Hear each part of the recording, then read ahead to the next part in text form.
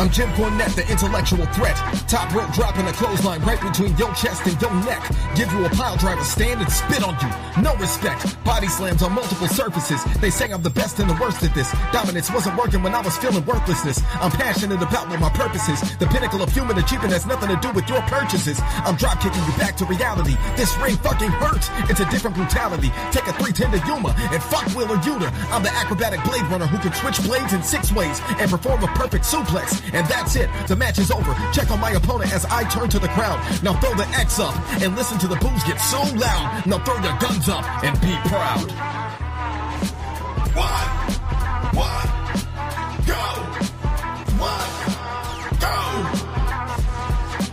Yo, what's up, everybody? It's your boy, Brian. The gentleman next to me, his name is Adrian. We are the hottest tag team podcast this side, north of the Mexico border. I don't know. I'm gonna try to say something over and over again all the time. Yoda in the house, as always. Michael in the house. Mm-hmm. What's up, everybody? Joining in, filtering in. I just want to say, Adrian, WWE thinks you're going one way. Well, first of all, if you listen to the internet marks, Adrian, they say that the plans have been set for WrestleMania for the past 2 months, but as the closer we get to WrestleMania, the plans keep changing. Someone said Gunther was going to be challenging for the title at WrestleMania. He's not even in the Elimination Chamber now. He didn't win the Royal Rumble. Instead, it's Javon Evans heading to the Elimination Chamber. Once again, bro, people paying $14.99 for fake news, bro? Come on. Is that what Meltzer said? Yeah. I don't know. Really? Meltzer is over. Like, oh, the plans have been set. You know, Gunther's this, Gunther's that. Now, apparently, they're saying that Gunther's going to be facing off against LA Knight. I don't know how. I don't know in what world he'll be facing LA Knight at WrestleMania. Before that, Gunther was supposed to be challenging the title. I have no idea what you're talking about, Brian. The only reports I've seen is that the WrestleMania plans have been rewritten more times over and over. I don't know who you pay that $14.99 to, Brian. I don't pay $14.99. I know a lot of people be paying $14.99. I don't know who you paying that $14.99 to, Brian, but you're getting bad fake news, bro. Me? Nobody, yeah. No. Everybody's reporting that. I mean, if you want to argue with Meltzer, go talk to Meltzer, bro. Don't argue. I'm not. Okay, Adrian, you obviously you're not understanding what I'm saying. I'm saying I understand what you're saying. But I understand what you're saying, but I'm letting you know that I have not seen that. All I've seen is that the plans of WrestleMania have not been written and they're always changing. I think there was a report about Triple H getting heat for not having the WrestleMania plan set. I don't know who you're paying that $14.99 to, Brian. Adrian, I don't think you understand what the fuck I'm saying, bro. I'm saying that he said that Dave Meltzer. I don't believe him, but according to the people paying $14.99 to read what he's saying, he is the one saying that Gunther is going against LA Knight at WrestleMania. Okay, that's all I'm saying. That's a obviously good way I don't believe him. That's a good way to avoid that $14.99 bank statement, Brian. Yes, don't pay for Dave Meltzer. It's fine. Who's ready for that Funaki versus Doink the Clown main event energy for WrestleMania, y'all? No, I'm ready for that Mr. Beast Logan Paul WrestleMania main event. Set me up. Sign me up, dude. I want to see that match. I can give 11 out of 10 for Raw in the main event alone. Javon is about to act out in the chamber. Exactly. Kevin Nash is punching the air right now. He said Mr. Bojangles won. I don't know, man. He's too Bojangles and not enough urban. I don't know. I think that's what makes Javon Owens cool. He's different. What? No comment on that. Yep. But either way, main event was amazing. We got to see Dragon Lee cost Gunther a shot at the Elimination Chamber, a shot at the title, a shot at WrestleMania. And the LA Knight, I don't know how Dave Meltzer thinks he's going to be going against. Oh, my bad. It was supposed to be Brock Lesnar versus LA Knight. That's what it was supposed to be. Yeah, that's what I'm like. Either way, it's still outrageous. Who are you paying that $14.99 to, Brian? Fuck, I don't know. My bad. LA Knight versus Lesnar. I don't understand how they even get to that. Is Brock Lesnar the one that's inside of the fucking crate? I want to know how we're still in the top or the bottom of the first inning with this LA Knight and Vision storyline that started in June. We're back in February. That storyline hasn't moved an inch. You don't follow the storyline, Adrian? It's the easiest story to follow. What is it? Bronson Reed took him out. He tsunami'd him on top of the car. Mm-hmm. And then LA Knight was gone for a couple weeks, months. He came back. He came back last week. So is that so hard to remember? Since June. And he was gone for a while. What's your deal? Nothing has been moved on. Storylines don't need to be more than 7 months. Not every storyline. He was gone, Adrian. Let me fucking talk, Brian. We talk about this all the fucking time. He was gone. How do you want the story to evolve if he was gone? He wasn't doing nothing before. He's still doing nothing now. Vision is not doing anything, Brian. They're not going after no titles. Bronson Reed is a lackey. All of a sudden, Austin Theory picked up a pair. And he won. Oh, Masked Man, give me, where's the Masked Man? I should have won that match. Brian, it is not progressing at all. A Masked Man does not add any spark or seasoning to this feud. We're talking about LA Knight, or we're talking about a Masked Man here? LA Knight and feud, Brian. Everything. The whole storyline. LA Knight, right? LA Knight was storyline. The whole storyline since June. You're talking about LA Knight. Vision versus LA Knight, Brian. Since June. So it's not the Vision versus LA Knight. It's Bronson Reed versus LA Knight, because Bronson Reed took him out. Yes, sir. Yes, he took him out. Yeah, I said, the Vision. Yeah, it's still going on since June, Brian. Bronson Reed hasn't done nothing because LA Knight was gone. They haven't done anything. Okay, so they haven't done anything. Where's this storyline with complaining when it's Kenny Omega, Brian, and the Don Callis family for 3 years? Answer my questions, Brian. This hasn't progressed. Yes, it has. He just came back, Adrian, and is now seeking revenge. Seeking revenge? How? He's not taking him out one by one. He should be challenged like via Darby Allin. Via Darby Allin, Brian. When did LA Knight come back, Adrian? You should be challenging him, right, Brian? You should be terrorizing him, right, Brian? Just like Darby Allin. Thank you for pointing that out for me, Brian. I said Darby Allin. I didn't say Darby Allin. Raw's cooking right now with the Masked Man and the Do Not Open box. Facts. The less Adrian talks, the better the live stream is. Respectfully, I'm weak as hell. People hate facts. So when LA Knight makes the company money in merch and ticket sales and gets over organically, but Triple H and Pritchard completely ignore that and keep going with Punk, Seth, Roman, Sammy, Cody in the same cycle main eventers, and they've never moved on for those guys. Zayn doesn't get the world title, but the center of attention, underdog shit as always, that never goes anywhere. Facts. I agree with that. Yeah. The thing about LA Knight is he does seem like a guy that doesn't need a title. He's over without having a title. And there's some people that are just over without having a title. And he could be one of those. And I still agree he should have the title at some point because he's over. We'll see what they do. Obviously, it's not this year's WrestleMania. Probably not going to be next year's WrestleMania. Maybe he gets like a one-off championship reign like Damian Priest. A one-off? Yeah, that'd be cool. Yeah. Derek says LA Knight is in the chamber and not Sammy. This is true, but just because you're in the Elimination Chamber doesn't mean they're really pushing you. That's just how I see it. Like, for example, Javon Evans is in there. Oh, okay. Yeah, just because you're in a big match doesn't mean they're pushing you. No, it really doesn't. Especially because of the Elimination Chamber, dude. I mean, like if you're in the Money in the Bank, does that mean you're getting a shot? Not really. I mean, there's just a 6-person number one contenders match is all it is, essentially, right? Yeah. Technically, that's the way I look at it. But he's in it. I mean, the match is always exciting. It's a good match to have. It's a good stipulation. Gunther's not in it, but he's still gonna get a good push. You know what I mean? Mm-hmm. Yeah. LA Knight versus CM Punk would have been promo heaven.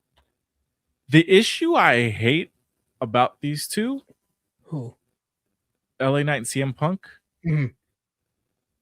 CM Punk I feel like he would go off on a separate tangent and try to bury LA Knight. He always does. Yeah. See, that's the guy. See, that's why I like to troll the CM Punk fans, because I'm a CM Punk fan myself. And you know me, I'm not the type of guy that glazes one individual because I'm a fan of him. No, I keep it a buck. CM Punk is the type of guy that will literally complain about somebody going off script and going into business for themselves when he's the one that actually does that and buries people. Yeah, so I'm like, why are you even complaining, bro? Like, you do the same. You did it to Drew McIntyre. You've done it to Seth Rollins. And then he complains when they do it to him. Like, but yeah, I agree with you on that one. He would probably bury the fuck out of LA Knight. Burying LA Knight it's just a corporate guy. He's just doing the jobs. He wouldn't do anything, just like Drew McIntyre didn't do anything. Yeah. Well, it's kind of like one of the things, like, he could go off and say something, and I'm sure he could get to say something very personal, but I don't think LA Knight he's not unprofessional. Like, for example, CM Punk did something today. Let me say this real quick. Yeah. He did something that really kind of pissed me off because I don't think it was part of the script. He threw the mic at Finn Balor when he was walking off. Did you see that? Yep. Yeah. And Finn Balor just let it hit him in the chest. I'm like, damn, like, I don't think that was supposed to happen, bro. That shit's fucking ass. That's how I took it. I mean, maybe he didn't. Maybe that wasn't the script, but I don't know. I don't know. I don't know if that was a script or not, but yeah, Punk is Punk is Punk. He'll say it like it is. He has no filter, and I like him for that. But at the same time, it's like, you can't complain about people going off script and going into business for themselves when you yourself do it. You know, because I do it and I'm CM Punk, I should only be the only one that does it. Nah, it should be both ways, especially if he's the one that frequently does it all the time. Exactly. Let's see, AJ. I do see your comment. I'm a Punk hater for real. Damn. Sorry. I didn't see that one. But we'll get to that one. Let me see. Oh, that's not the one I wanted to pull. It was this one. Because we're talking about LA Knight. Mhm. Piper was over without the world title, but I believe times have changed, unfortunately, and I believe the belt at least improves their popularity a little bit more. But I do believe LA Knight deserves one chance as a flag carrier, at least how I see it. Well, did that mean I think that being a champion doesn't really mean you're the flag bearer, it just means the storyline it gives you a chance to be a champion. Like example, Damian Priest. Someone's got to win the Money in the Bank every year. Some people are going to successfully challenge it. In this situation, he was just in the right place at the right time during the Drew McIntyre CM Punk thing. He wins, right? Mm-hmm. That could have been LA Knight. That could have been anybody, to be honest, right? Yeah. So but the storyline called for the Judgment Day shenanigans. So yeah, they gave it to Damian Priest that time. But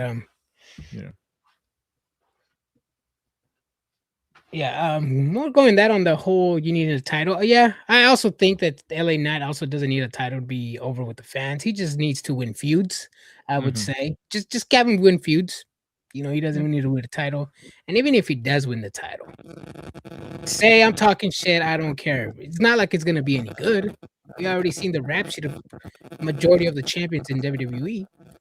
And if he does win the title, I'll be honest. Triple H is gonna be like, all right, you won the title, we close the chapter on your book, go home. Sit in catering for a couple of weeks until we find you a challenger. That's a hard truth about WWE right now in champions, but I like LA Knight the way he is. He needs to win feuds, and he needs to be in important matches. Exactly. I agree. So this is why I like him in this feud versus Bronson Reed, Adrian. Going back to the beginning, he was taken out by Bronson Reed with the tsunami on top of a car. He just came back. He's feuding with Bronson Reed in the Vision. And I hear what you're saying, that you don't like this storyline because it hasn't grown. There's been a lot of injuries. Braun Breaker is injured. Seth Rollins is injured. So things change. LA Knight is back. He's at the forefront of this feud currently. And yeah, it is what it is, I think. Yeah. Well, hopefully they create a good storyline for that feud, Brian, because defeating Roman Reigns and then being lucky number 4, it's not a good look for WWE. Who's lucky number 4? Bronson Reed? Yep. I think he's currently, he's lucky number 4. You're right. But once again, bro, Logan Paul's there. Bronson Breaker's there. Did Logan Paul beat Roman Reigns? Logan Paul did not beat Roman Reigns, but Logan Paul to me is going to be a future world champion sometime. Yeah, my bad, everybody. Am I still staticky? I hear it in my ears. RoboCop again? Yeah, am I still staticky? Let me know. It's the internet quality. Damn. That's probably what it is. Damn. You guys hear me now? Yeah.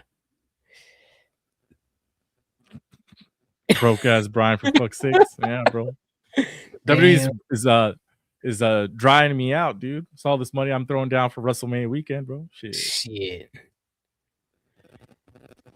No, I think I know what it is. I think it's the cable. I think it's just the cable. I think it's time to say goodbye to these green cables, bro. To this green headset. That's what it is, I think. Probably. Because I started to get like, you know, like when you get like electricity in your ears, that's how I started feeling. Oh, really? Like, right now, yeah. I was like, oh shit, this is weird. Yeah. Oh shit. Damn, Brian got the equivalent to the wrench AW used to hit the ring bell on the.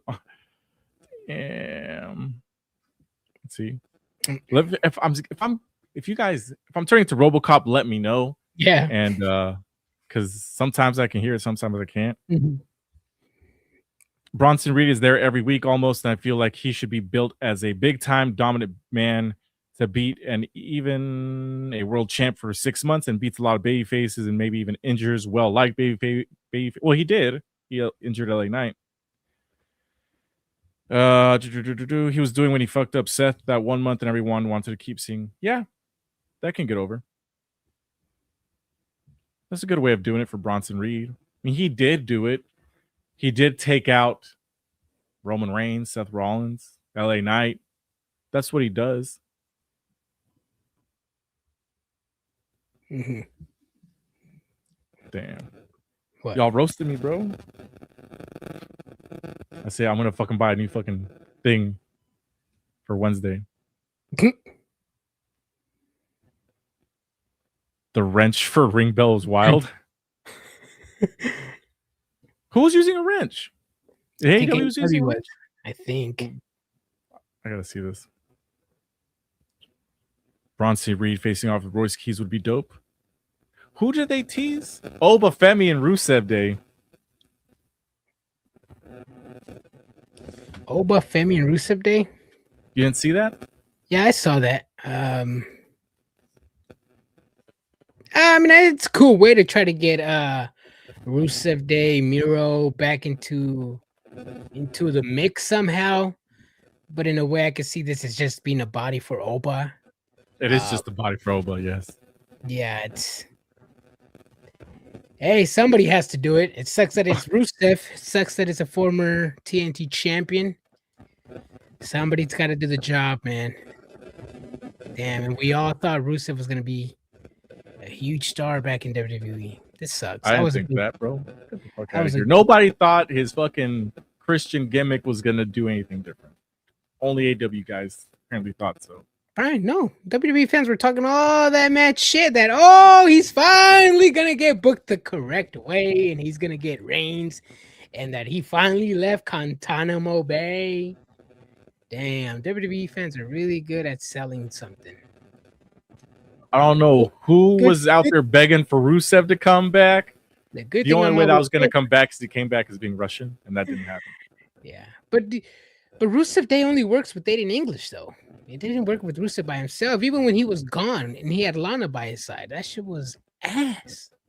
Because he has no fucking character. He's a bland guy. The only character he developed for himself was the best friend video game guy at his friend's wedding. That was his first ever gimmick. Other than I'm just the Russian guy, or I'm just Bulgarian. Yeah. Then he's Russian, and then he's his video game guy, and then his new gimmick was I'm Christian, and I'm here to redeem these nuts. Hopefully they bring somebody back that has the voice or something, because Rusev Day only works with Aiden. Yeah. The only thing is that interests me about Oba Femi and Rusev is just the meat match that we're probably gonna. It's not gonna be a long feud. If anything, it's be like a match or two, and I'm okay with it. Ooh, meat match. You know what's funny about this?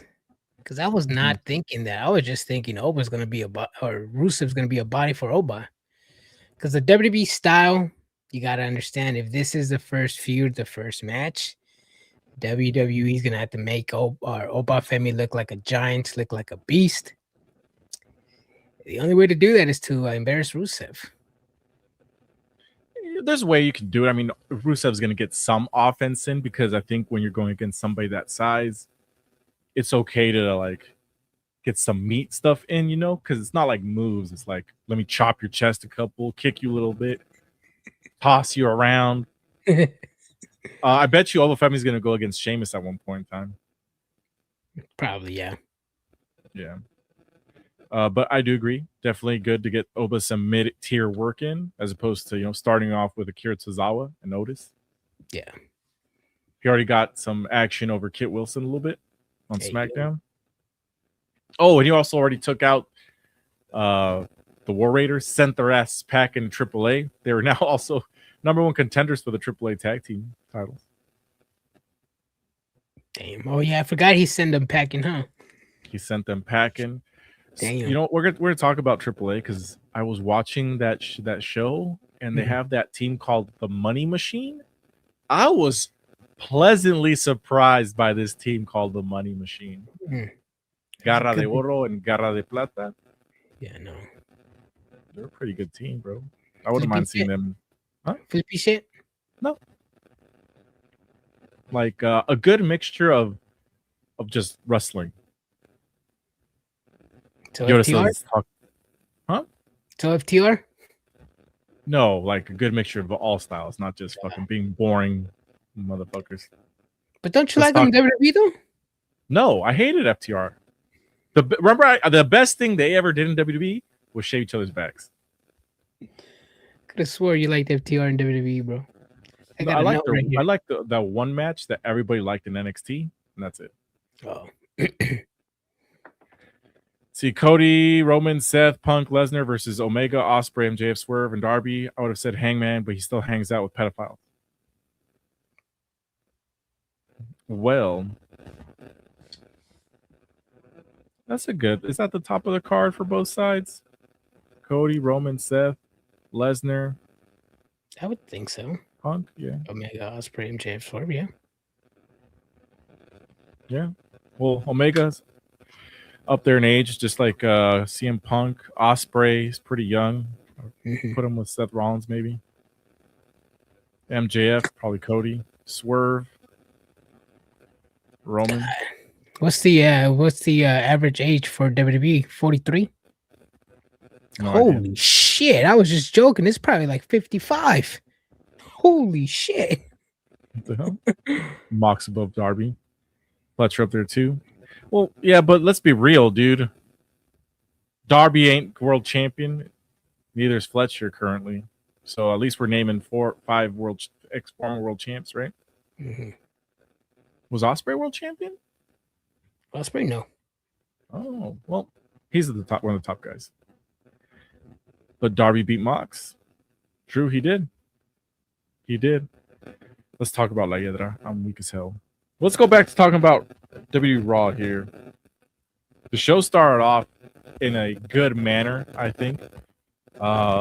Division constantly interrupting the Usos when they came out.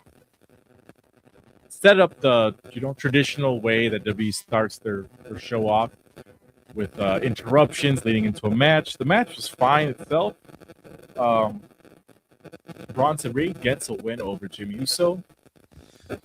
The tag titles are kind of on the back burner for now, but would you see Bronson Reed and Austin Theory versus the Usos? Staticky again. Fuck, bro. Yeah. So Bronson Reed and the Usos. It was a good match. It was a good. See, I like these. See these little segments. You know, what was it? 8-minute segment that built into a match. This is good. It was kind of awkward when the Usos were just standing in the crowd, but I mean, I guess they had to stand somewhere, right? Testing. Yeah, you good. Yeah, but good match. Mm-hmm. I want to see what happens with the tag team titles. Nothing really going on for LA Knight. Let's create some storylines or something, bro. I mean,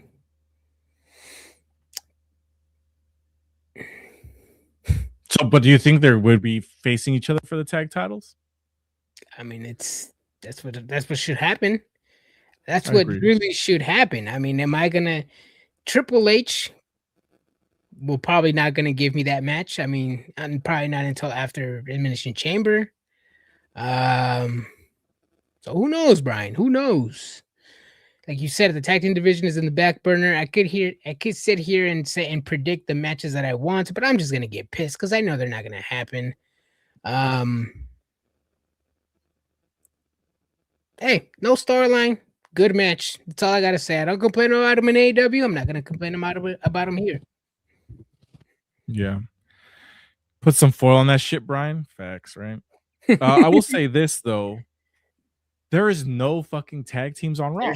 There's none. And we sit here and like, we shouldn't be going too hard on some promotion sometimes. But I'm like, there's nothing. Like, I mean, I wish I could think of something good to say. Like, oh, I wish there was this tag team. But then But then that tag team hasn't been on TV for months. Nobody has been building up W's.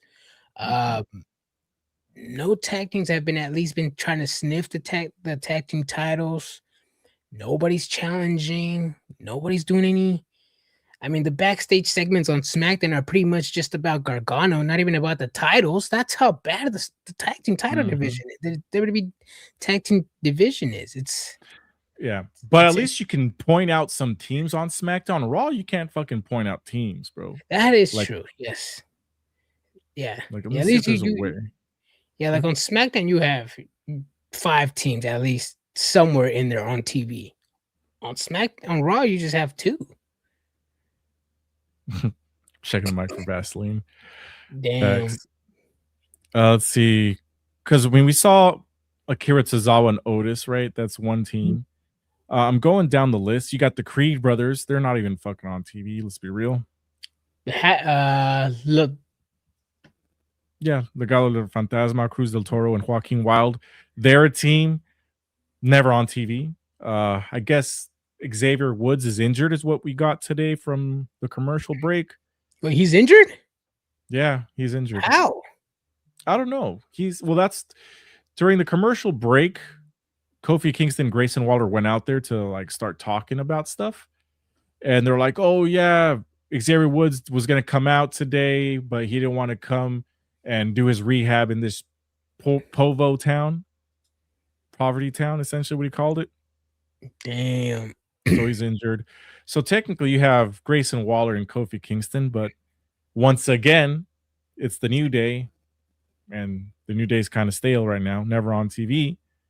I'm scrolling down. They got JD Madonna, and he just came back from injury.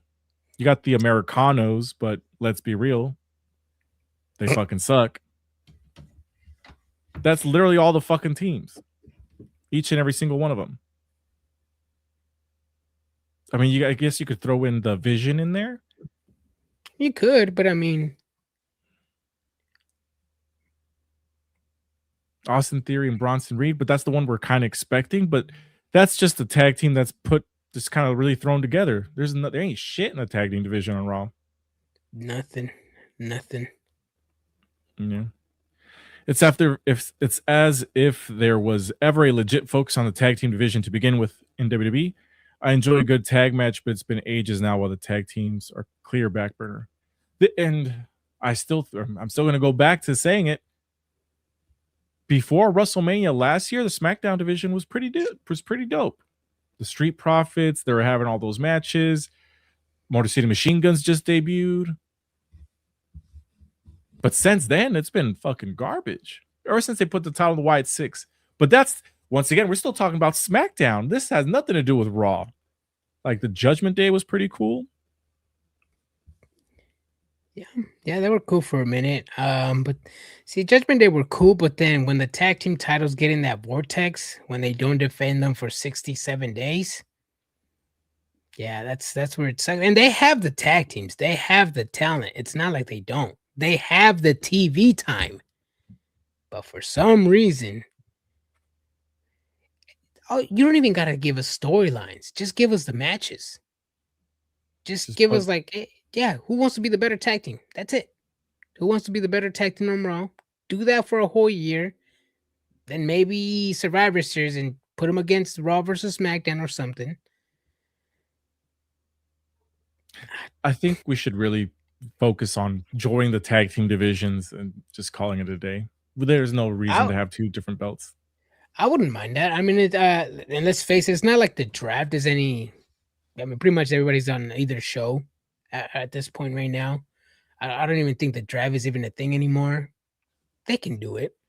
They can travel. Rey Mysterio traveled 4 countries in under 5 days or 7 days? Yeah. And then Riho defending the titles on SmackDown, and then they didn't show up today on Raw, right? Do they? I didn't see them. No. But, I mean...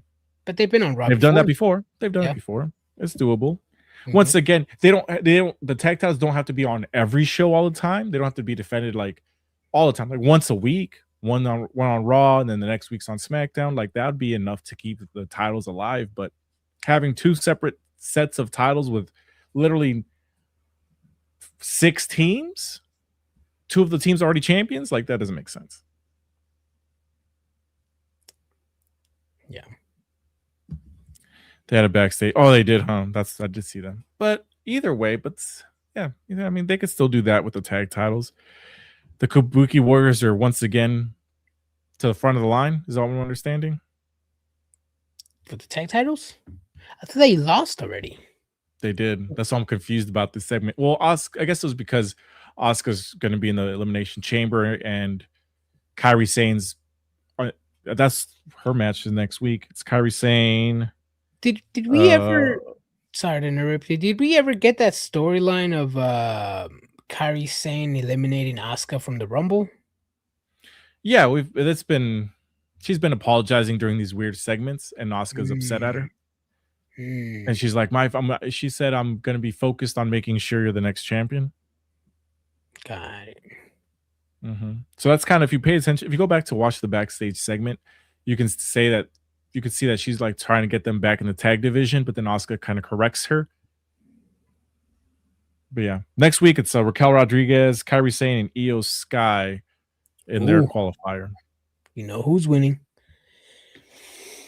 Raquel Rodriguez? You think so? You don't think Io's getting in? No. I mean, she could. Jey Uso's there. I would say I would like Raquel Rodriguez to be in it as opposed to Kairi or Io. Yeah, Kairi, she's probably gonna keep the pin. Yeah, for sure. Or if Raquel wins, she's probably gonna pin Io. That way you can have a tag team match for the future. Judgment Day versus Rio. Kind of like Bronson Reed today. He pinned Jey Uso. I mean, on paper, technically they should be getting a title shot, kind of, right?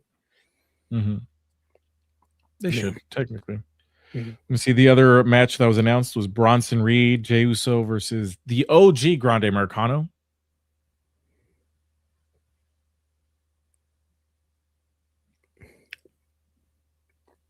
Who's winning that one, Adrian? Jey Uso or Bronson Reed?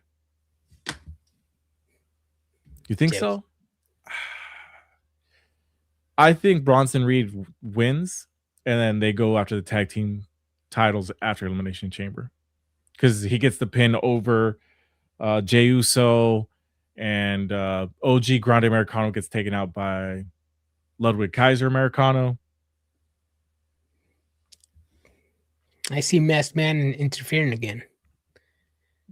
That could also happen. There's a couple ways you could do it. The Masked Man cost them. Yeah. But does that ruin Bronson Reed's momentum? I think it does. It ruins their shot at the tag team titles, I think, if he eats the pin. I mean, it's not like he hasn't ruined his momentum before. But I mean, that would be a pin for the singles title. I mean, he beat a champion. Yeah, no, I think I got my money on Jey Uso. I see Masked Man coming in. I see Grande coming in. A lot of storyline going on. I mean, you really gonna have Jey Uso not be in the chamber? I think you can get away with it. I mean, Javon Evans is already in it. You have to have some baby faces and some heels, right? LA Knight's in it. Who else qualified already? Cody Rhodes. You have to have some heels in it, you know? It can't all be baby faces. Who else is in it? Let me see. Elimination Chamber. Is it just those people? I think it's Cody, Javon, and I think somebody else. Who joined today? Who won their match? Javon Evans won today. Oh, there you go. Let me see. 2026. Who's qualified? Randy Orton, Cody Rhodes, LA Knight, and Javon Evans. Yeah, they need some heels in there, so I'm going to go with Bronson Reed. That's what I think. That because if Jey Uso, that's another baby face. They're gonna have all fucking baby faces. Yeah, they've done it. I think they have them last year, and it was all baby faces, or at least majority. Well, if it's not the majority, I mean, there at least still some heels in it. Last year was John Cena when he was still a babyface, right? Drew McIntyre, CM Punk, Damian Priest, Logan Paul, and Seth Rollins. Yeah. Yeah. I think you need some heels in it. Mm-hmm. You see, and also next Monday, they announced, Adrian, is a tribute to AJ Styles in Atlanta, Georgia. That's good. That's good.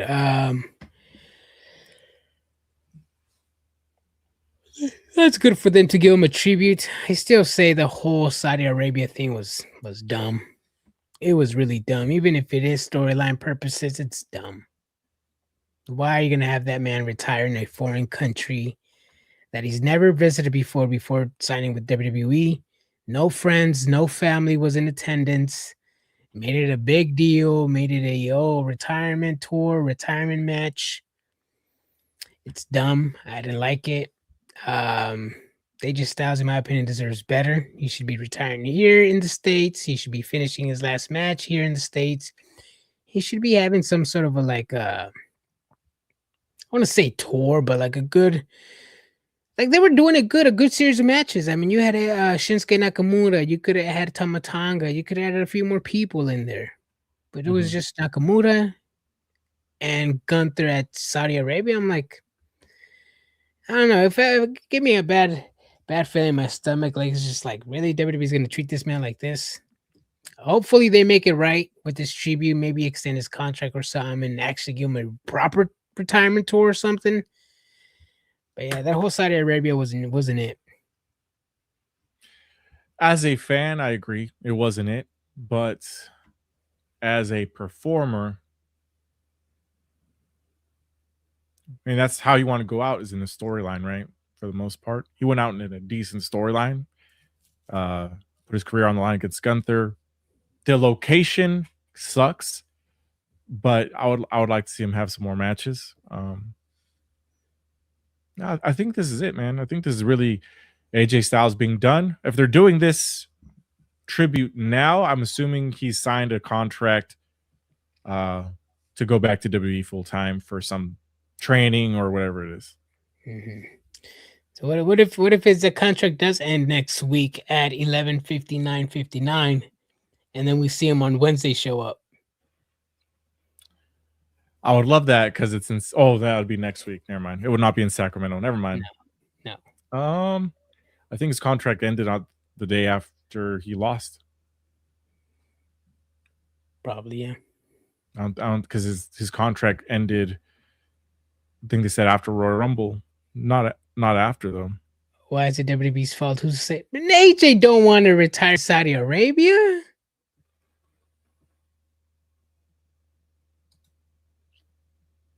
Yeah, probably doesn't. I agree with that sentiment, but I mean, he's a veteran. He knows how it goes. You don't always pick. To be honest, though, I think the only person that ever lost or ever won their retirement match was Sting.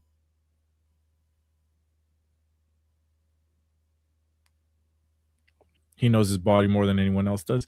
You know what?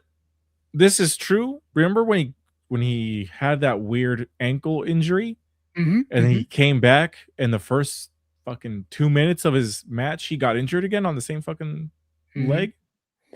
If you noticed that he was doing that same spot a few times, like when he was having matches, he was like doing the same rope, trying to go for the Styles Clash, and then he would slip a few times. I think he slipped once during a Javon Evans match, but he didn't get injured in those. I think I saw him slip twice.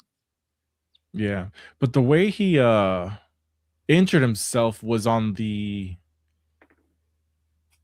like that backbreaker move where he like gets him on his foot, but then his foot would give out, right? That's kind of because that happened twice.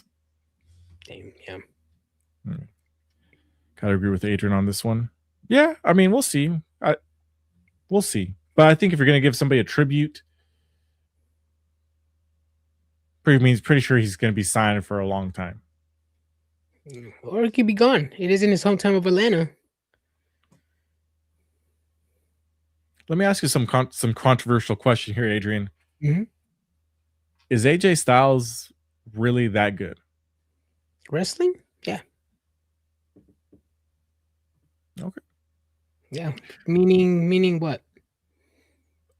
Well, because I see when the early days of TNA, I thought he was really good, right?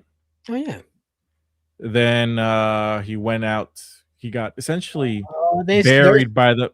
they're Huh? starting. They're starting to turn on AJ. They're No, no, no, starting. no, no. Hear me out. They're Like, starting. no, hear me out. This guy, you don't even know what I'm trying to say I here. know I'm messing with you, bro. It's like I'm not gonna pretend that he's one of the goats. He's not definitely the greatest of all time. Conversation. He's a solid person. I would still give him like a B plus. You know what I mean? Like he was never really the top guy in TNA. He was a fan favorite in TNA. When he started to get his rhythm going, the main event mafia and all those fucking former WCW guys went over there. Then he ended up having to leave. Went to New Japan. He took over from Finn Balor and Bullet Club. He did some good things out there. I'm not going to say he didn't. He definitely got himself over, but to me, like he wasn't a full-time star up until he was in WWE when he was doing the beat up John Cena and that stuff. But even then, he was never a top guy. He was a solid B plus guy who's a fan favorite, but he never really carried WWE. No, I mean, joining WWE in a time where Roman Reigns was pushed down your throats. Mhm. Fucking Triple H was still trying to get one last hoorah. John Cena in the roster. Bray Wyatt in the roster. Mhm. You had a lot of heavy hitters, a healthy Randy Orton. But AJ Styles stuck around. He held his own. He main evented some shows. He went up against some top talent. Mhm. Yeah, he was never that guy. I wouldn't say that guy in TNA, but people knew him. He was a top mid carder, kind of like Yeah. like a fan favorite, kind of like what LA Knight is to WWE right now. Just a huge Well, fan favorite. he was a X Division guy from what I Yeah, remember. He wasn't even the world champion. He was the X Division guy. yeah, yeah. So I do agree. Then once he went to New Japan, it kind of developed his character, got into the quote unquote main event picture. But yeah, truly was in WWE when he was really a main eventer. But even then, he's still good to me. I mean, I'm No, not yeah. gonna turn on to him now just because he might go to a different promotion. But um, I mean, were you comparing him to somebody, or I don't know where we're going with this. Yeah, I was like, for example, like if you were to do in the Attitude Era, he wasn't The Rock, he wasn't Austin. Who Oh who no, would you put him as? Like, yeah, I would put him probably like in the Eddie Guerrero, Chris who shall not be named type of division. But we all know all those people went on to become world champions. So it's not like AJ Styles was not going to become a world champion one day. AJ won all of the TNA titles. Yeah, he did, but for the most part, he was like an X Division guy to me in TNA. He was never the top guy. I would say to me, he's like a Chris Jericho in WWE. Like solid B, C guy. Like during that time. Like when he beat up The Rock and Stone Cold Steve Austin the same night. Like I would put him at that level. He's a great wrestler. I'm not talking about his wrestling style or anything like that. To me, he's one of the best wrestlers, but he was just never booked as a top guy. It makes me sad because he's fucking one of the best to ever do the thing, Mm-hmm. I wish Ricochet would wrestle a little bit more like AJ Styles. Just a little bit more like aggressive style. AJ was literally on top, main event Mafia feuds and everything. Yeah, but I mean, like, how long was the main event Mafia? And he wasn't the top guy in main event Mafia either. He was only mid in WWE. Bro, stop. He was let me see. Let's look it up. Final storylines. How long was he in TNA? Let's find out. He was a TNA World Heavyweight Champion 2009, 2010. Like 10 years, right? No, more. No, he was in the X Division from 2004 to 2007. Lethal Lockdown. I'm trying to read through this real quick. Karen Angle. He was tag champ with Kaz. He was a member of Fortune. Oh, that was like the Four Horsemen ripoff thing. Remember that? Yeah. Mm-hmm. Mm-hmm. Then he returned to New Japan in 2014. He was only in New Japan for 2 years? Mm-hmm. Interesting. Let's see his titles real quick. Let's do the big ones here. Let's go to New Japan. Okay. He was NWA World Heavyweight Champion 3 times, TNA World Heavyweight Champion twice, X Division Champion 6 times, Tag Champ. I'm putting together the NWA and TNA ones, so 6. Let's see, New Japan Pro Wrestling.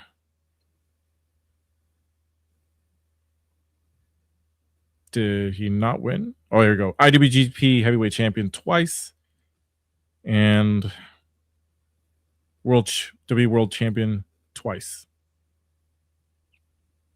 He had a solid career, man. Not the GOAT, but definitely. I put him. He had a good career, man. TNA GOAT, yeah. TNA GOAT. Definitely, when you think of TNA, you think of AJ Styles. Honestly, I don't know Jeff Jarrett. Honestly, I don't know how we got in this, Brian. AJ Styles is good. I don't care if you're going to turn on him now, just so you can say, I never really liked him. You can go back and I turned on him. No, I did like him. I'm not saying that. I'm just saying, I'm just trying to rate how you rate his career. His career is solid. I mean, anything below 8.5 is disrespectful. Out of 10. Would you put him in the top 10 of all time? Top 10? Depends. Who was your top 10? I'm asking you. No, not on my own. Only a handful of WWE guys are on my top 10. So who'd you do? So is he in your top 10 or no? No, I already said no. Okay, I want to put him in my top 10 either. Yeah. He could be top 10 of all time. You could argue that. You could argue that. Depends. It all depends how you rate people. But great career. I'm not taking that. I'm just wondering, like, where would you guys rate him? Top 10 guy? No. Top 50, yeah, for sure. Well, you gotta understand, Brian. Top 50. You gotta understand, Brian. You still have to go through the 80s, the 90s, the 10s. You're not even gonna put Cody Rhodes on your top 10. No, I wouldn't put Cody Rhodes in my top 10 either. Yeah, see? But to be fair, I would pick AJ Styles over Cody Rhodes any day of the week. Oh, then there you go. Yeah. He has a Hall of Fame career to stop this nonsense. He does, for sure. Yes. But once again, that's not what I'm saying. I'm just saying, how would you rate him? Is he a top 10 of all time? No, he's probably not going to be in anybody's top 10, but nobody's going to say, oh, he was never a guy. That's not what I'm saying. Nobody's saying that. Brian, you just said it right now. He was never really the top guy anywhere. He didn't do anything here. He didn't do anything there. He didn't really do anything until he got to WWE. No, he did do a lot. But once again, to me, he didn't hit that top tier main event status until he got to WWE when he was hashtag beat up John Cena and the face that runs the place, AJ Styles. Definitely top 5. AJ's probably top 5 if I actually made a list. Okay. Brian was going, stating facts? Come on, bro. Nah, Brian, he was like, he was never top. He was hated. That's a real hater right there, Brian. No, I'm just trying to get my opinions out there. I'm not saying that's my opinion. I'm just trying to say and play the devil's advocate. No, you're just saying he won this, but he wasn't really that good. But is he in your top 10? If he's not in your top 10, then I'm right. No, that's basically what you're saying. We're just having a conversation. As categories go, he's not my top 10 entertainer, but in my opinion, he's a top 10 wrestler in my book. Yeah, I agree. Top 10 wrestler, but overall, no. CM Punk, bro. Is he really going to be on somebody's top 10? Probably, huh? CM Punk, probably. If you think Javon Evans is the top, when the fuck did I say Javon Evans is the top guy? Those words never came out of my mouth. Not even close. Up until me reading this, those words never even formed a thought in my head. I take it back. AJ Styles reminds me of Rob Van Dam from the Attitude Era, Ruthless Aggression era.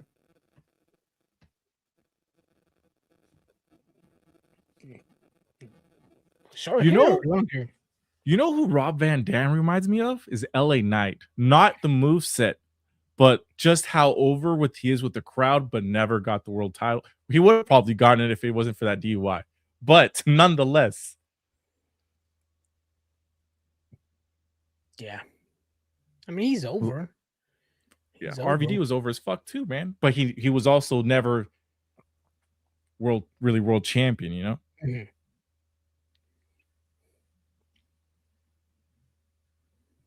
That's a good. That's good. Actually, good thought. RVD. He had the crowd. Rob Van Dam. Yes, he did. Kellen Adams says wrestling is so subjective. What goes into a top 10? Drawing power, match quality, storytelling, selling, elevating, etc., etc. Yeah, it is. That's why every time I get in a discussion with some people, I like to see. I tell them, how do you see wrestling? Because once they tell you how they see wrestling, then you're like, okay. Then that's why you're arguing my list. That's why you're saying my list is wrong, and then I see why their list is their list. Because some people that would put, for example, some people would put like Samoa Joe over like CM Punk. You know, maybe star power, drawing power, match quality. You know, yeah, it all depends on how you view wrestling. Yeah, I would say people that are in everybody's top 10. Stone Cold Steve Austin. Stone Cold. But he had the wrestling. He pretty much had everything. People were going to say Ric Flair had everything. Mm-hmm. Yep. Let's see. RVD was in the wrong era of wrestling. In today's wrestling, he would have been much bigger than he was in his time in WWE, WWF.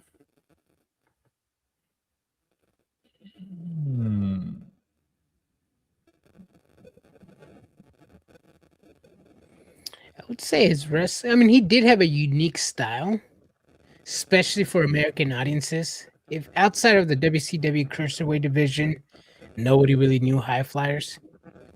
So for RVD to do the moves that he did, especially in ECW, then went over to WWE. You know, especially right now with all the fast pace, RVD would have gone over a different way. He's the type of guy that would have looked a different way to get over. Like, I can't do what that guy is doing. Let me get over somehow. You know? Yeah. I think so too. But he definitely had a unique style that the person that's most similar to him nowadays is probably Speedball Mike Bailey. Just with the kicks. Like, nobody else does the kicks like that. I could say in today's generation, that's the person most closely wrestles his style. Blame Vince Bryan. It's not on RVD. You can't say people who were buried in WWE weren't top guys. That's stupid. He wasn't a top guy. Like, I'm not saying that that's by his own choice. I'm just saying he wasn't booked that way. Very similar to LA Knight. Does that make sense? Like, they're over as fuck with the crowd, but they were never placed in that position. I think, am I just saying shit wrong? Am I not communicating well? AJ always puts on a great show. He's been botching the Phenomenal Forum as of late. Definitely top 5 guy, and he did a lot of great things before making it to the WWE. Most people get to the WWE and burn out, but he can definitely hang in with the big boys. Facts. He can. Yeah. Yeah, see, that's why I like AJ Styles. Like, for example, like he came in at a time where like WWE was still watchable, especially like with all the heavy hitters that were there. I mean, there's people that get thrown into WWE and don't know how to swim. Like all 30 members of the Nexus, all 30 members of the Core, the Unlimited faction Seth Rollins has had throughout the years. Same with Miz. Some people don't get over. Some people, you give them the tools to succeed in WWE and they don't swim. They sink or they drown. AJ Styles did it perfectly. His work days in TNA helped him out a lot. New Japan brought out the heelish side of him. He's good. I got no shade, no hate towards AJ Styles, man. Yep. Rob had size, charisma, and crazy athleticism. That's why I say in today's era he would be a bigger star, but he lived in the land of the giants during his era. Yeah, he did. Mm-hmm. But he stood out though in that era, though. He did. He did. Logan Paul has RVD's wrestling style. Did he steal it? I don't even want to get into that. I'm weak as hell. Damn, did he steal it, bro? I could see that. I could see them having a similar move set. Logan Paul's crazy athletic, though. Yeah, he is.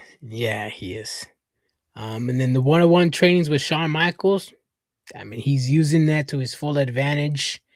The training that some people don't take advantage of. Logan Paul, you can hate him outside of the ring all you want, but when he's in that squared circle, that man respects the ring. I like it. Mm-hmm. Doing a frog splash doesn't mean Logan is RVD. No, yes, of course not.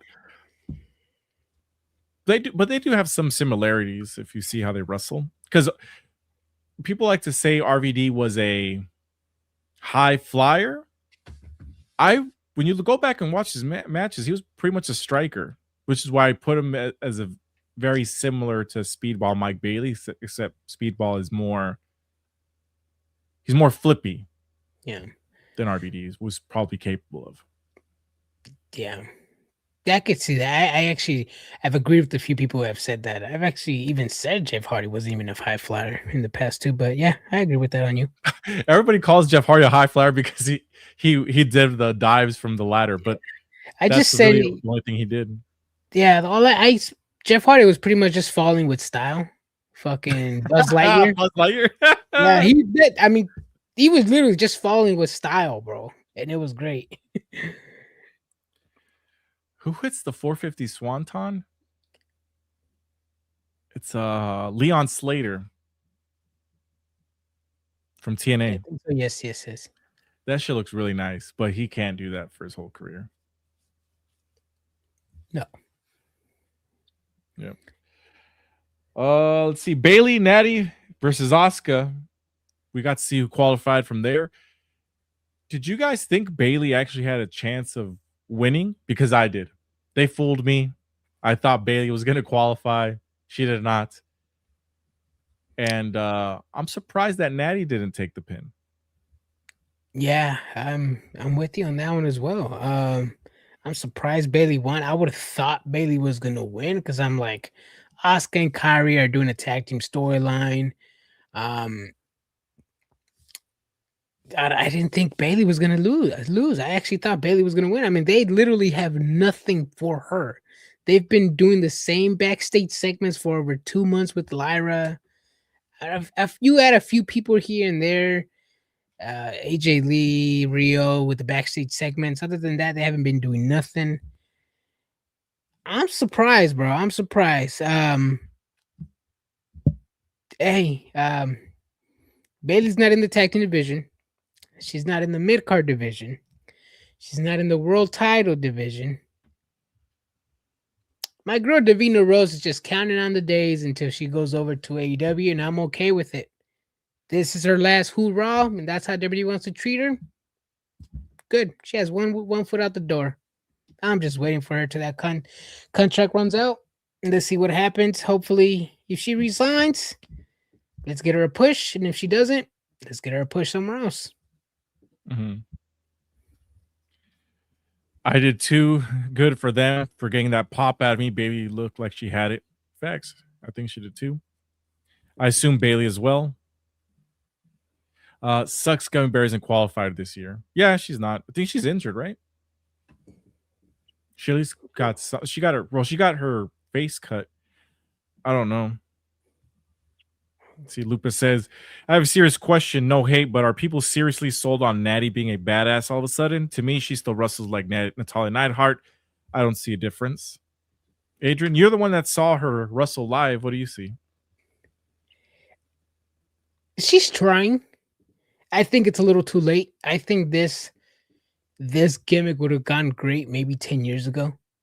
It works, but I agree it's like a little too late. Some people may not believe it. Some people still believe it. Some people are like, all right, it's something different. Let's give it a shot. So I see it from all points of view. Me personally, I'm just like, it's the same Natalia, different costume or different gear, just a little bit different attitude. I don't hate it. It's just better than whatever she was doing in WWE. It's something different. Mm-hmm. Styles, I think they're still a little similar.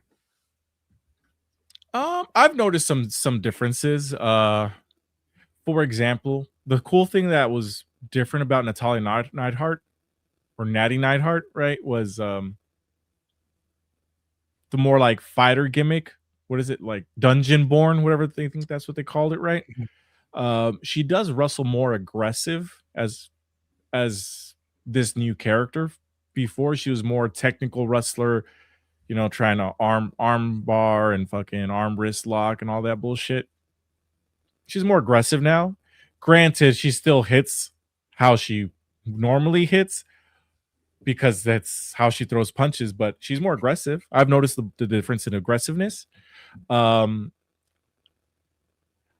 suspending my disbelief of her in this gimmick change, because I said if they can pull this off and just blindfold everybody and repackage her in the span of 3 weeks and be like, you remember that Natalia Neidhart you guys saw for 15 years? Well, she's gone. This is the new one. Now she's a badass. So I'm purposefully putting blinders on so I can believe this new character, because I do like the new character. But no, I'm not buying that she's all of a sudden a tough guy. You know what I mean? No. Yeah, me neither. Especially, yeah, she didn't have this gimmick 10 years ago, but it would have worked 10 years ago. I didn't think it was clear. But yeah, she's the same Natalia. I mean, especially when you go back to the storyline in the dungeon where they were training with Maxine Dupree. Maxine Dupree beat her fair and square, cleaning in the dungeon. Natty and I had, she said, "You're ready, you're okay." Boom, boom, boom. Maxine Dupree was 1 second away from winning the Intercontinental title. Then Natalia cost her the title and said, "You disappointed me." Yeah. It's like I'm trying to buy it. I'm trying to put my blindfolds, but I'm like, it's 10 years too late. It is 10 years too late. Like you said, how am I supposed to buy somebody that pretty much trained Maxine? Maxine beat her, became champion. Pretty much, this could sound disrespectful, but she achieved more in less time than what Nadi did in her time. Like, say that the 2 years that they were wrestling, put Natalia's 2 years in the business versus Maxine's 2 years in the business. Obviously, Maxine's is better. I'm not buying it, Brian. It's like it's a good attempt. It's a good attempt. I like it, but it's just like too late. Too late. Yeah, it's too late. Sugarbergs was saying that they tried capitalizing too much on her uncle's fame 10 years ago. But I feel like you had to do that back at WrestleMania. I don't remember which one it was. 31. She was with the Bar, I think, right? Or not the Bar. She was with Tyson Kidd and Cesaro. But before that, it was Tyson Kidd, her, and Davey Hart Smith. Davey Smith Hart? Davey Boy Smith's son. Yeah. And they were the new Hart Foundation, right? The new generation Hart Foundation. Mm-hmm. It just made sense to continue that gimmick. It just didn't work. And she continued that gimmick well after it was dead, essentially. She should have just done something else. But once again, this is WWE, they're finally giving her the opportunity now. Maybe she wanted the opportunity 4 years ago, but it just wasn't given to her.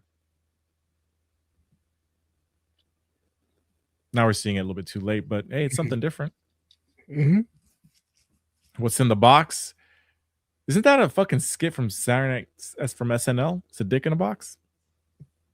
I mean, shit. Is that's Justin Timberlake and fucking? I have no idea, bro. I'm gonna Google this. I'm gonna instantly regret it. I was from the movie Seven, but I don't know what the hell you're watching. I don't know what algorithm. The Lonely Brian. Island from 2009, bro. Is Justin Timberlake and That's the name of the skit? yeah. It's Andy Samberg, Justin Timberlake, The Lonely Island. The song's called it's from the movie Seven. Mm-hmm. Is that where it's from? Bro, I just fucking know the song. Yeah, it's from SNL. There's a song? There's a song, dude. Damn, do you bump that? No, I don't bump it. This was popular back when we were in high school, bro. Hey, I did not hear no dick song in high school, bro. I don't know what the hell you're doing. That too. Hold on, what's this movie Seven? It's with Morgan Freeman and Brad Pitt. Why was I gonna Is that say when that? he's like, what's in the box? What's in the box? Yeah. All right, so getting off track. So what is in the box, Brian? Dick in the box. Going off track here, but what is in the box, Brian? We see a delivery man backstage with Adam Pearce talking about, I got delivery for you. Mhm. Delivery box says do not open until 2/28/26. That is a Saturday. But then Adam Pearce sends it over to SmackDown. Yeah. Well, what could it be? Who could it be? Whom could it be? It's very hard because it's regardless, this can's not going to be opened until the day of the Elimination Chamber. So I have no idea why he's sending it to SmackDown as of right now. Obviously, just to advertise that there's going to be a mystery box being unveiled that day. Some people are going to say it's a wrestler. Some people are going to say it's Chris Jericho. It's Brock Lesnar. It's the gobbledygooker. I think it's going to be, oh, it's Netflix new show, blah, blah, blah, blah, blah. Is it cake? No, it's a box or some shit like that. You know what I mean? Ooh, if it's a Netflix show, it better be One Piece because it's coming out in March. If it's a wrestler, me personally, I would check off Brock Lesnar. Maybe, no, not Oba. Royce Keys or Jericho. One thing that I could think, obviously it's not going to be a wrestler because then he would probably, he's going to have food in there for, what day is today? So for 12 days, food, where he's going to go to the bathroom. You know? There was a little hole there too. Oh, stop, bro. Jesus. I think it would be really cool if they open it and it's a timer inside and it's got 10 to 15 seconds, ends up being like a Chris Jericho coming out with a timer. A Millennium Countdown clock in February, Brian. Yeah. That'd be dope. We like the countdown seconds to March 1st. Mm-hmm. That'd be cool if it's just a timer. And the timer is up until, I don't know. Probably the next episode of put like a timer of like maybe 72 hours or something. Or like the next day when Raw. I think, what is it, like 32 hours or something? Because it'll be filmed Saturday. And you have Sunday. Then you have Monday. Yep. I can see that. So if it's Chris Jericho, that's what it's going to be. If it's a wrestler, I think it's going to be crazy. But I still, if I was a betting man, I'm going to bet it's going to be something related to some promotional tactic of either Netflix or WWE's being like, oh, it's the first copy of WWE 2K. When does WWE 2K come out? Nah, bro. Because they have mystery crates, right? Where you buy mystery crates and you get like my cards and my teams and that shit, right? If it's Roy Keys, Brian. Royce Keys? There's just a bunch of keys in there? Stop. When does this game come out? 2K26. Yeah. That's what I'm trying to figure out. I think it comes out in March, dude. This shit's fucking taking forever to load. No, but they already did the whole 2K26 thing. Releases March 13th. Yeah, that's too far out. That's another additional 13 days. Yeah. This I is the got my trailer for money the new on- season of Unreal. Go ahead. I got my money on Royce. I don't know. I just got a feeling it's going to be Royce. It better pay off because just him being delivered into the ring. I don't know, man. It better be in the storyline. I remember when Sting did it, when he was just in the ring and like the curtains, and then they pulled the curtains down and he was just standing there. Yeah. They did it before, but I'm like, that was a good storyline though. That was Sting. Mm-hmm. Are people gonna be popping for a mystery guy? I mean, let's face it, it's Roy Keys. It's not like he's well known in the WWE universe. Are they actually gonna see? Are they really gonna pop for a mystery guy that's in a box? No, they're not. That's why I don't think it's a guy. The only way it'll play out if there's another timer inside for Chris Jericho, or like I said, they're promoting something else completely unrelated. But if you're expecting it to be a big star, I think you're gonna be let down. Oh no, not a big star. I mean, a star in WWE's eyes, but hey, WWE has let me down many times. I'm down for one more time. I'm down to be let down again. I'm weak. It's just me, Ricky Starks, like this, bro. What if it's some kind of spin-off to bring back some weird version of Bo as the Fiend? Wow. Nah. I mean, you notice that Bo has been packing on weight? Not saying it's a bad thing, but I'm just saying, like, is he doing it for storyline purposes, or is he just not healthy?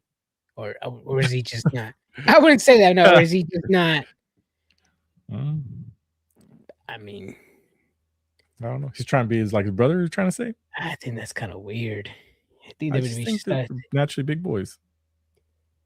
WWE should stop with that. It's just getting a little too weird. Lupus says, knowing WWE, it's going to be something corny as fuck. I agree. That's why I'm trying to keep my expectations extremely low.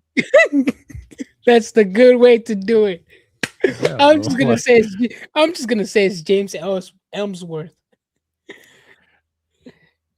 The last time WWE did something like this, it was the fucking gobbledygooker.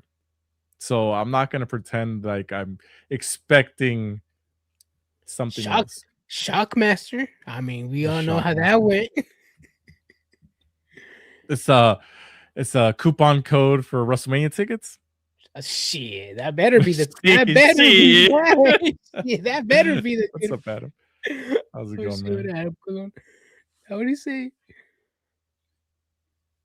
Damn, it's coming from Mr. Entertainment himself. No, it's just Adrian, the Rotunda Gene. Oh, the Rotunda Gene. Yeah, you're right. Yeah, but so one thing you mentioned was the way Sting. The way they did it with Sting was different because Triple H got Seth Rollins a custom-made statue. Yeah. And they were supposed to unveil his custom, and it ended up being Sting. Yeah, but they was during the whole last segment, right? And then they revealed Sting. Yeah, they were trying to like, oh, we got this new thing for you. We're gonna have a celebration. You're gonna get it later, and then it ended up being Sting. Yeah. It's gonna be Bad Bunny. No, but Bad Bunny's a masked man, though. What would it, bro? Man, just imagine.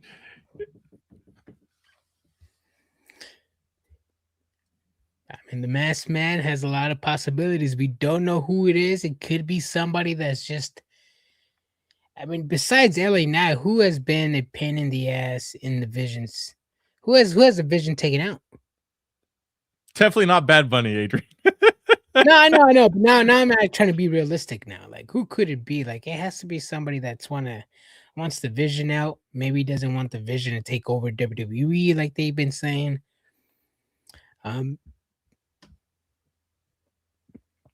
Seth Rollins.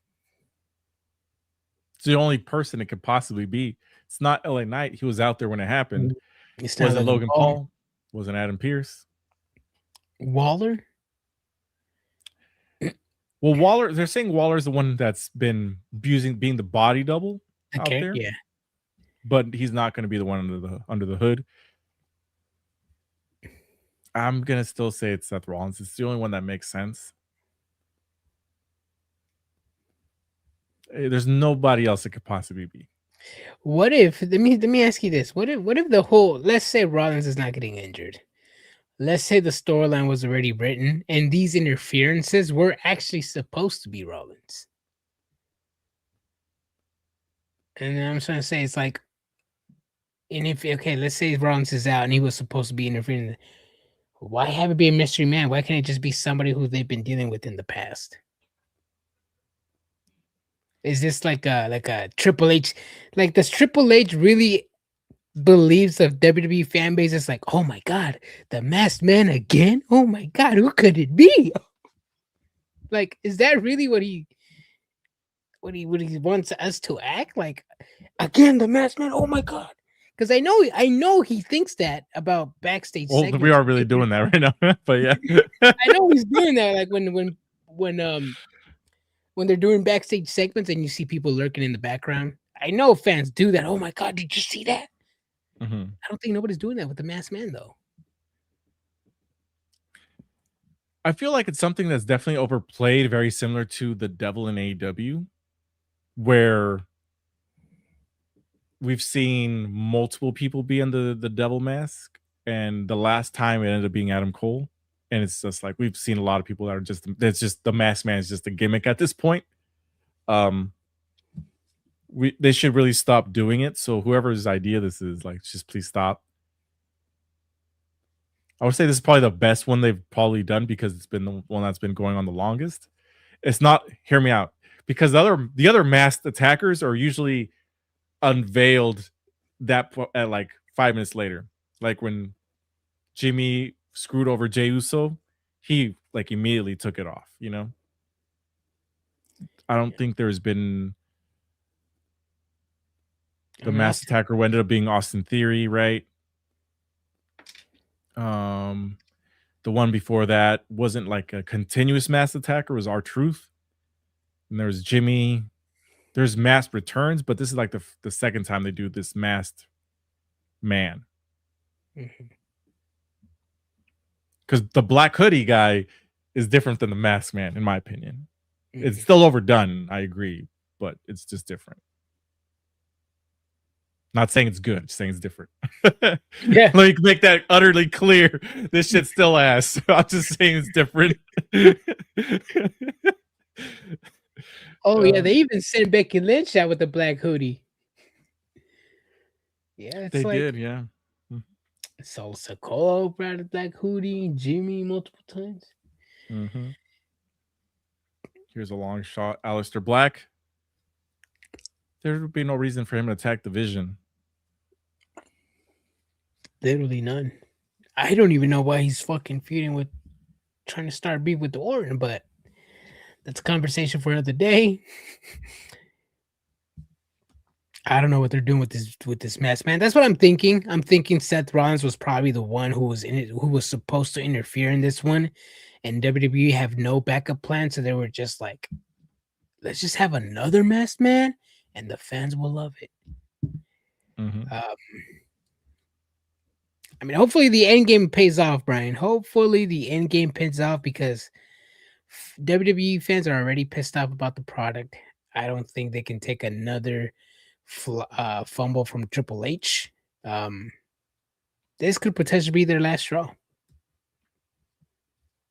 We'll see. I think WWE still is always going to have a crowd and a fan base. Oh yeah, no, I'm just saying, like, because I'm just saying, like, WWE fans have been more vocal, especially after WrestlePalooza. I mean, they're attending the shows, leaving the shows pissed off, saying all types of names to Triple H. Showing up to WWE shows with Triple H has ran out of fresh ideas. Triple H sucks. AEW chanting it. WWE pay-per-views, post-shows. The WWE fan base is turning. And I'm not saying they're not going to... I mean, the WWE fan base is a loyal fan base. They will buy the merch. They will attend the shows, but they're going to be heavily critiquing the product. Well, I think there's a heavy base of the WWE fans that are extremely casual. Like, for me, I'll always watch Raw. I always watch SmackDown. I'll watch WWE because I just like wrestling. And I'm still going to critique the things I don't like. I mean, there's a lot of things that are just... like right now, like for example, this Grande Americano storyline, I love it when it's in Mexico. In the United States, it doesn't hit the same because they don't. It's just written for a different type of wrestling fan, I think. Yeah. Mm-hmm. I think in Mexico is a little bit more free range, and WWE is more like, all right, we're doing it our way, and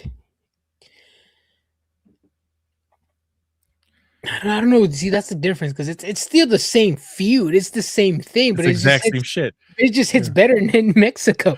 It does. Yeah, it does. Raw was raggedy tonight, straight up.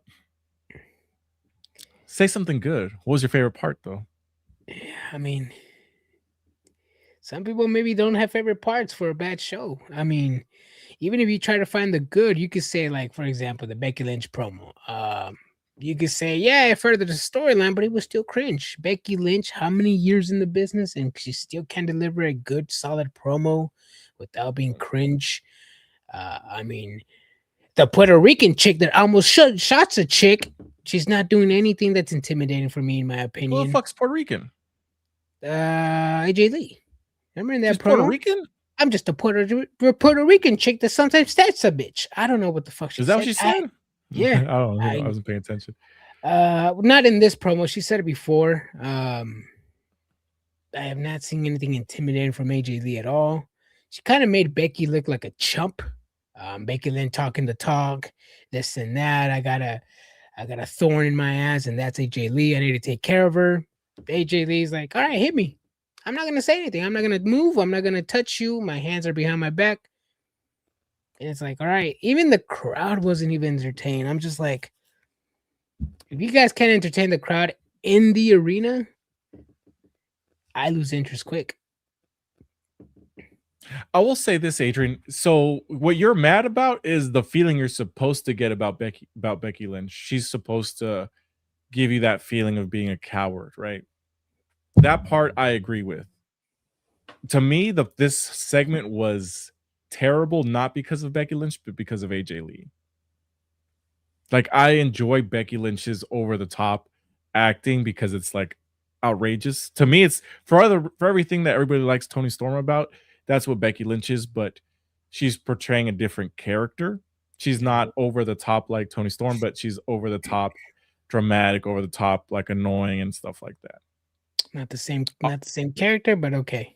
Well, yeah, not the same character, but I mean, like the acting quality is to me the same. That's a character.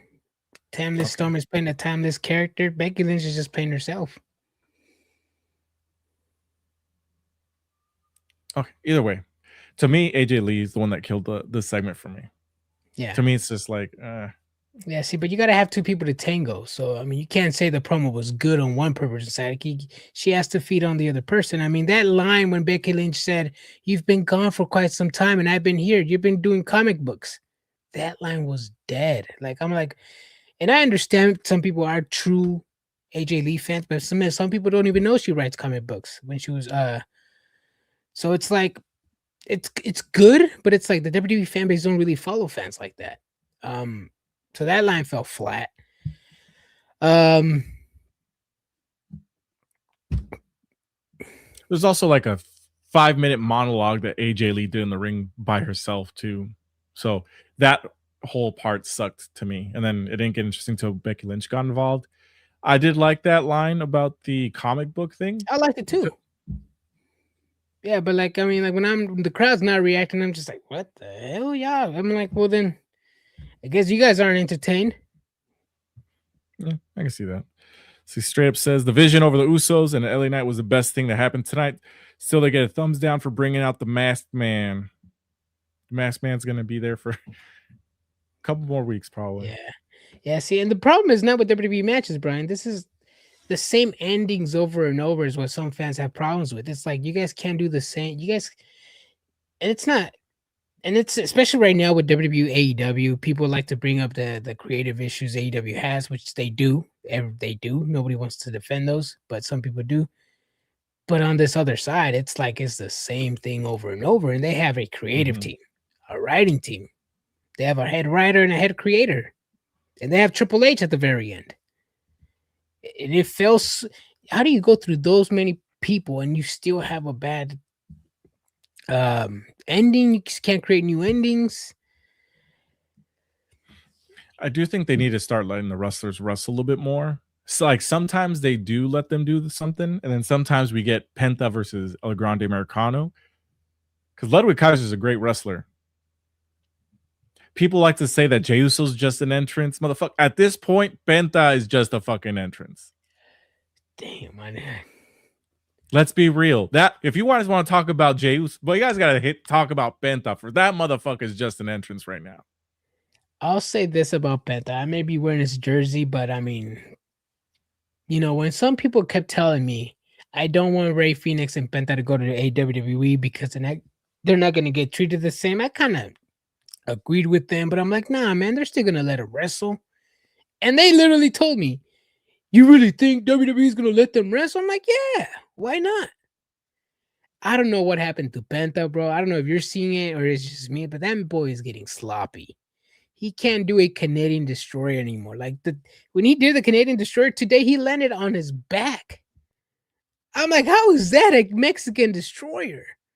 Like, this man's skills are going downhill way fast. And I'm like, you need to stop wrestling the WWE style. You need to get together with your brother, because I agree with you. He's becoming just an entrance brand, and that sucks for Penta. Fucking psych. I'll get to your comments in just a little bit. He is just an entrance, and it's crazy. Like, because Ludwig Kaiser is solid. He's having great matches with pretty much everybody that he's been in the ring with. Even that questionable match with Hijo del Vikingo down in Mexico. To me, it's not WWE style. It's that Penta's always been a tag team guy for the most part, right? And he doesn't have the tag team spot to tag out, get a breath in. The same issue that Jey Uso was having. To me, with AEW, when he was doing an AEW, was like, remember the back-to-back Canadian Destroyers? Was it him and Orange Cassidy? Orange Cassidy. Like, you can't. Let's be real. You can't do that shit in WWE. You can't. So, other than that, to be honest, I was never the biggest Penta fan, and this is pretty much showing me like why. Like, he's got a cool face, good gimmick. He's got the Cero Miedo, but it always comes back to that interview that I saw with all the 4 Lucha Libre promoters, where they're saying who's the one wrestler that's the worst wrestler to bring in, and they all said Penta, because he doesn't put on a good product for the fans. He said it's a lot of this, but match quality, it's not. That's what they said, right? Yes or yes? Yeah, they said it's a lot of this, but not a lot of moves. I looked up at the wrong moment. You were just like, a lot of this. I'm like, wait, what? I looked up at the wrong time. Got it. Okay. But let's be real. I mean, that's all we're getting. We're getting the entertainment, which is fine. But the match quality's been fucking sucking. Like, that motherfucker's just an entrance right now. With all due respect. Yeah. Yeah, we need to give my boy Penta some good matches, man. But on the bright side, Penta's getting a future Intercontinental title shot. So that's what I'm happy about. I'm seeing this guy in a position, even like I said before, I don't even want Penta to even be on the title picture all the time. If he's on TV every week, with good storyline, I'm okay with it. I'm okay with just Penta being on TV. Matches still have to be good, but at least he's doing something. That's a 1,000% better than what he was doing in this last months in AEW. Yeah. So I can't complain there. I'm at least seeing him on my TV. Phoenix, on the other hand, a conversation for another day. So I will say this: at least they're both on TV all the time. Ray Phoenix, it may not be wrestling all the time, or might be putting people in, at least he's on TV. That's one thing I'll say. Like, at least they're on TV. You know, that's a lot better than we were doing in AEW. Yeah, locked up in Guantanamo Bay. Along with, man, I feel so bad for specifically like the women's roster of AEW, because they just keep adding it's cool that they're, you know, they're signing new people, nice people, new getting opportunities, but like that roster's getting big. You know what I'm thinking, Brian? I'm thinking we should just become a tag team. Have these our followers, just have our followers just hype us up on social media. Tag Tony Khan. I bet you we get a contract in a couple months, bro. I don't understand. Okay, we'll talk about this later, because I still want to talk about some of these comments. I don't mean to derail the Raw recap, but are you buying WWE 2K26? I will be buying it. Yes. Oh, yes, sir. How the hell did it not put Natty over? Because she's in feud storyline with Maxine. Yeah. Hey, Adrian, AW builds stars, right?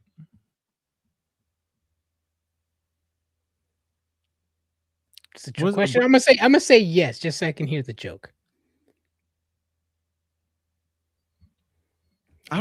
There's some people that they built, like Kyle Fletcher.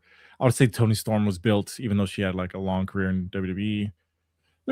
They've built some stars, but let's be real. For every one star that they build, there's 20 motherfuckers that haven't been built. The one thing that I really liked about Megan Bayne was because she was different. She was tall. She was big. I liked her team with Penelope Ford. It worked. Then they signed Lena Cross, who's actually bigger than Megan Bayne, who's now joins their faction. I don't understand.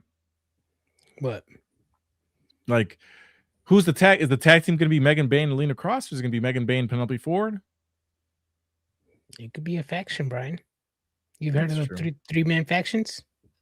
No, I have, but I'm saying, like, who would be the main one? Would it be Megan Bayne? Yeah, because she's not the big one anymore.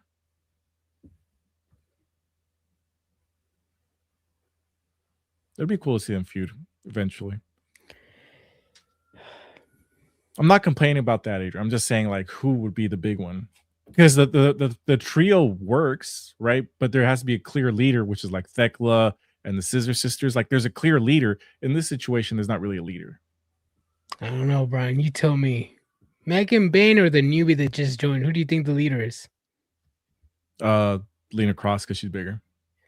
All right, Lena Cross, because she's bigger. We'll see. Action Andretti. Nah. He beat Chris Jericho's first night. He beat Chris Jericho. What did that do for him? Nothing. Got the same Bronze Reed push. Actually, yeah. Got the Bronze contract. Got him chugging water on promos in Ring of Honor. Brian's gonna slow that tag team down. Glizzy diet isn't great for conditioning.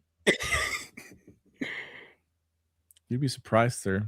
How about you go on Instagram and look up on? Oh, I'm not gonna say it. Never mind.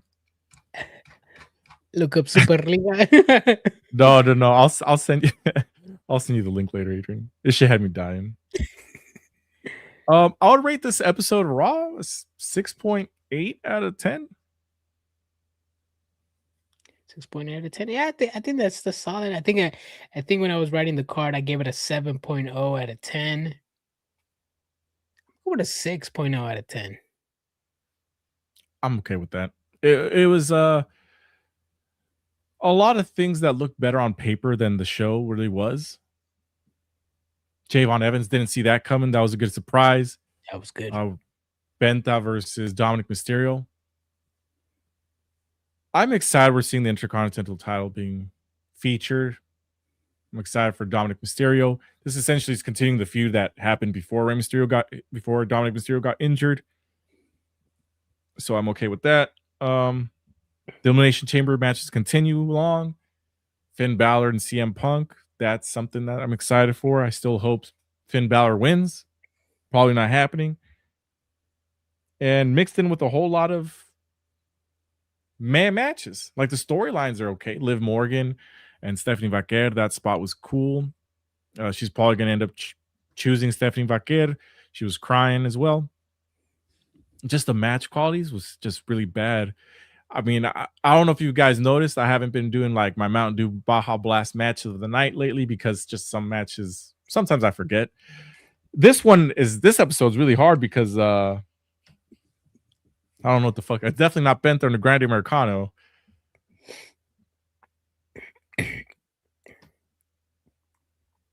I'll go with the main event. But part of me wants to give it to Bayley because they filled me on the opportunity that I thought Bayley was going to win. I'll go Bayley. I'll go with the women's trios match. That was a decent match. Yeah. Bayley, man. She had a great career in WWE. Hopefully they give her a good retirement tour. And even if they don't, I'm okay with it. Okay. All right, Adrian. So we're done with WWE Raw. I want to do a quick little 10 minutes to talk about the weekend here. AEW Grand Slam. We talked about Lena Cross debuting. Kyle Fletcher, Mark Briscoe's ladder match. You want to talk about it? Yeah. I mean, WWE was asked. You gotta have some trigger energy for something, right? No, I don't have any trigger energy. I'm just saying because a lot I saw online the issues with the match. People like the match. That's not the issue. The only complaints I saw online were this match was good, but let's please not have a Kyle Fletcher Mark Briscoe match again for many, many, many, many months. Which I totally agree. Yeah, I agree with that one as well. Good match. Arguably one of the best TV matches of the year. Not match of the year contender, but one of the best. It's in the list for one of the best. But yeah, I agree with that one. And actually, I think the first one was like these 6 matches have been throughout 2025, if I'm not mistaken. Yeah, no, we need to wait months. Hell, probably the whole 2026. I don't need to see them lock up again. Not even a tag match. Yeah, I was gonna say maybe multi-man, like a 10-man all-star, but tag match, no, not even that. Yeah, I think I'm all Mark Briscoe and Kyle Fletcher matched out right now. So hear me out. I think the match is fine. I'm not complaining about the match. I'm more complaining about the storytelling here. We could have had this match with Tommaso Ciampa and Kyle Fletcher winning the title back from Tommaso Ciampa in like a regular singles match, but then saving this match for Evolution. Ladder match? Yeah. I feel like that would have been a better use of Kyle Fletcher winning the title. I feel like him winning the title in Australia would have been a lot more meaningful in that way against Tommaso Ciampa. But hey, I'm not the booker over there. I'm just offering my 2 cents here. What else happened? Andrade lost to Hangman Adam Page. Is that the right decision, Adrian? Do you think? Yeah. Andrade, although I do like the guy, I do like what he's doing. I didn't think it was going to be a world title picture right now. I like that he was involved in it, and I think it was more to do because Samoa Joe was out. So that was a good way of Tony Khan pivoting to Andrade. You can argue Okada, but he's doing something right now. You can argue Omega, but he's doing something right now. You can argue Konosuke, but he's also doing something right now. I'm glad that it was Andrade. Not mad that he lost. Not mad they're running it back. Hangman Adam Page and MJF. So they got history. I like it. So that's March's pay-per-view. Mhm. Revolution in April. Is April Double or Nothing? When do they usually do that? On May, On huh? May, yeah, on May. Like Memorial Day weekend. Okay, let me see. Because the way I was thinking is because I personally think sometimes it's good to not every challenger has to 100% have an opportunity, like Hangman Adam Page. They could have saved that. They could have just had Andrade. He's kind of got the heat on him right now to being a challenger. I would have liked for him to have won maybe by cheating with the Don Callis family, have a throwaway match with MJF where he loses, and they continue the MJF Hangman Adam Page storyline for let me see, April 6th is Dynasty. They could have ran it back for Dynasty then, but hey, it was a fantastic match. I'm not going to complain. I personally want to see Andrade in the title picture more often. He'll probably go back and feud with Kenny Omega after this. Mm-hmm. All right, Adrian, any final thoughts? Nah, man. Excited for this Elimination Chamber match last year. Was great. Hopefully this one pays off. I mean, we saw the young OG surprise of the night, in my opinion. So I was like, damn. Now I want to see what SmackDown has. Who's gonna advance? I'm already predicting Jey Uso to advance. So technically, there will be only one spot left after Jey Uso. Yep. I think so. Yeah, man. Chamber season, WrestleMania season.